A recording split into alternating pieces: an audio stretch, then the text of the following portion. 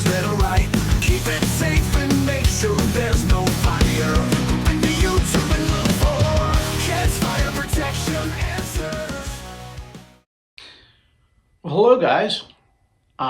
So last week I had a technical issue, and when I recorded, my phone was on charge and I had some electrical interference. You can actually hear it in the drum drip video, but I went ahead and published that one anyway. So you'll understand why I had to scrap my others if you watch that video. You'll hear that in the background. That's because my phone was charging. So yeah. So today we're going to talk about monitoring information and why it's important for you to have it, not for your service company to have it, but for you to have it, and communication. So why is it important to have your monitoring information readily available for your inspection crew, service company when they show up?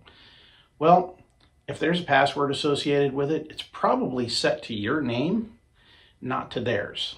So it's a good idea for you to be able to put the system in test mode, because you'll have all that information readily available. If you don't, you should. And the reason being is, if they ever have to call you and they ask you for a password and you don't have it, they're going to dispatch the fire department either way. And you don't want that. If you can avoid it, if you can stop it from happening, it's better that way. So you should probably have your monitoring phone number, the company that monitors your system, their name, your account number, and any associated passwords with your business or your specific name. Some accounts are fire and burglary together, so that's another reason why your service company probably shouldn't have those numbers. It's better for you to just have them so that you can place the system in test yourself. Another reason is if you have any issues in the middle of the night and they call you and ask for your password so that they can discuss information with you and you don't have it, well, now you know there's a problem, but you don't know what kind of problem, because they're not going to discuss it with you unless you have that password. So you want to have your monitoring entity's name, their phone number, your monitoring account number, and any associated passwords readily available, probably saved into your phone, also on paper at your office somewhere, so you can get to it fairly easily. That way, you've got everything you need for when we show up to do our inspection. For schedulers, anyone who is scheduling inspections, scheduling service, it's a good idea for you to be communicating to the customer. You're going to need your monitoring information readily available. So if you don't have it, you may want to contact whoever you need to contact in order to get that information so you have it on file when we arrive. Also, we're going to have to access everywhere there's a fire sprinkler in the building and anywhere there may be alarm devices in the building. So mechanical rooms may have smoke detectors in them. Electrical rooms may have smoke detectors in them. IT rooms, any place in the building that may be serviced by whatever inspection portion you are doing, whether it be fire alarm, fire extinguisher, fire sprinkler, emergency lighting, whatever it is, they're going to need access to some locked rooms. And those keys need to be readily available so that we don't have to reschedule or come back to catch them later. It's best if we do it all at once. That way you know where you're at and where you stand by the end of the inspection.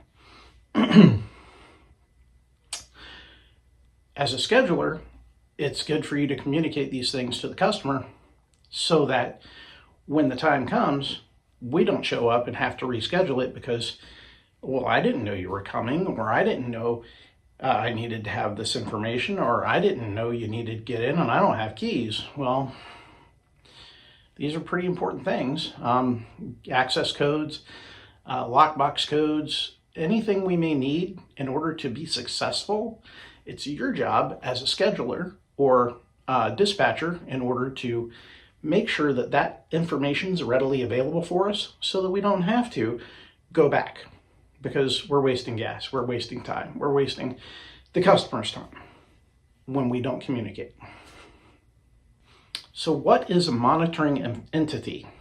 Well, they're the company that your fire alarm panel calls and says, hey, I have a problem. There's a supervisory on the panel. Okay, well, they may not dispatch for that, but they will certainly call you for that, because that means somebody's messing with your system. If there's a fire alarm, they'll dispatch the fire department. So it's a third party.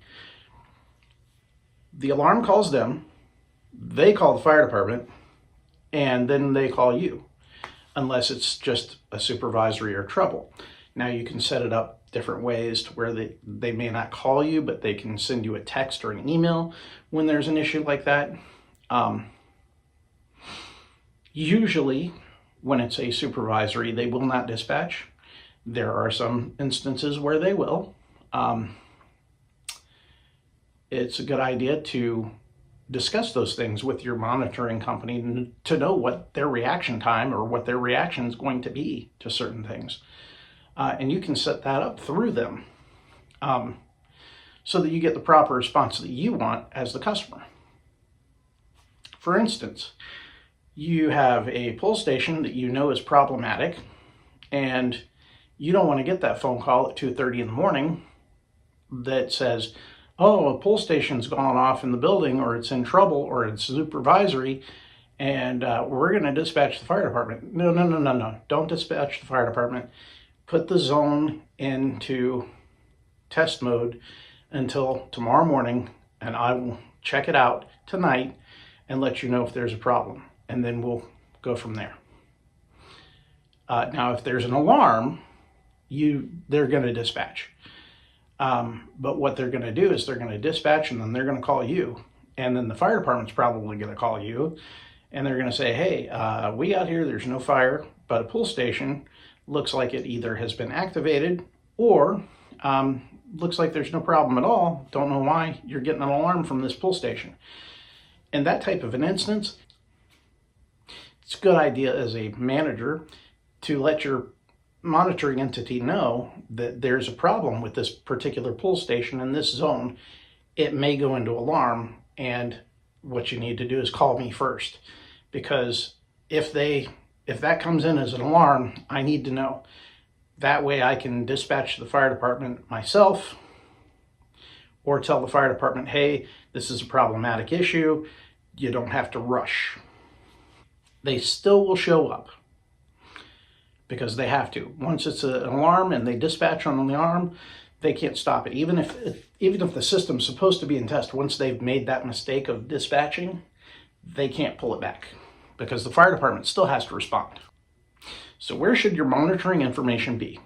Well, if you are a apartment complex or a low security area, you can put it right here on the door panel in this spot. It's blank. Write it there with a Sharpie. That way, if we show up and your property manager's on vacation, but set up the inspection, we can still get it in test so that we can do what we need to do. If you're high security, then whoever's in charge of that inspection that's going to be giving us access, because I'm sure that we're going to need an escort in a high security area, like a jail or a government office building or a high-end security condo building or apartment building, probably will have an escort. So that person should have that monitoring information and have the system in test. Or you can call and actually put it in test before we get there, or schedule it to be in test when we arrive, and have it in test until we're done. And then you call them back and tell them it can go back in service, or if it's close enough, you can let it lapse.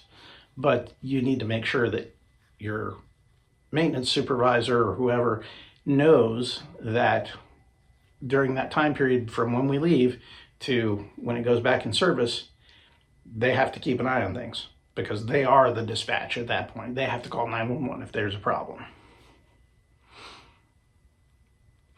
So who all should have your monitoring information? Anybody who's going to be responsible for access, for inspectors, service personnel, whoever. All those people need to have your monitoring information readily available. Property manager, maintenance supervisor, assistant maintenance supervisor, front desk, whoever is going to be in charge of getting us access needs to have that information. Also, anybody who would be answering the phone, if they happen to call, that person needs to have that information as well. And the reason being is that if they don't have a certain password, they're going to get dispatched on. And it may not just be a fire dispatch, depending on the building. It could be a police dispatch as well. So it's important to have all the people that need the information to have the information. Now, if you don't want to put it on the door of the panel, you can always opt to have your service company take note of it in their electronic forms so that they have it moving forward in their dispatch. It's a good idea that you have it and that you place the system in test. The reason being is it covers you in the long run, because you're the one responsible.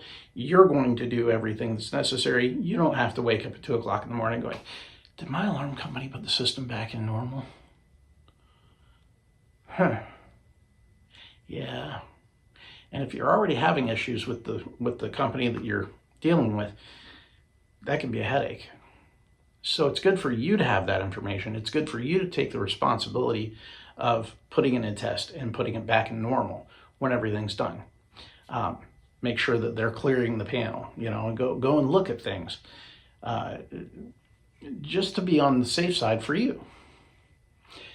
Now, as a dispatcher or a scheduler, it's a great idea that you're communicating to the management, the maintenance supervisor, the person that you're scheduling with, that we need all the monitoring information readily available. Either you're going to place it on test for us, or we'll need to place it on test, but we need all the information, not just the account number and phone number, but the name of the company, the phone number, the account number, any passwords associated. And if the password is associated with a particular name, we need to know that. That's why, once again, it's a good idea for the owners to have that responsibility rather than for us to be doing it. But push comes to shove, we will put it in test if we have to, if we have the information. So all the monitoring information needs to be collected and had at our arrival. So that needs to be communicated to the customer. Secondarily, it's a great idea to let them know we're going to have access to every door in the building, not just common areas, not just apartments, but all the mechanical rooms, all the electrical rooms, any locked door in the building that may have a device in it, sprinkler, smoke alarm, heat detector, extinguisher, elevator rooms, all these things. We need access to all of that because we have to see it. It's part of our inspection. As well, you need to be communicating if it is an apartment complex or condominium association, anywhere where someone's living. If you have notice that needs to go out 24, 48, 72 hours ahead of time, depending on your area and what your leases are saying, you need to communicate with their customers. They need to communicate with their customers that we're coming, that we're going to have to access all rooms. Please put away any animals in kennels or cages or take them with you. And please do not leave minor children alone home, because we will not be able to enter by law. So communicating that to the property manager so they can take that information and send it out in the notice that they need to send out to their clientele so that we have ready access. It's also a good idea to let the property management know, hey, we've noticed in the recent months that electronic forms of communication have not been working well. So just sending emails out is probably not a great way to communicate. Let's do that. And here's a template for a notice that you can put up in the elevators, that you can put on every door. That way everybody knows we're coming, and there's no reason that they wouldn't know we're coming.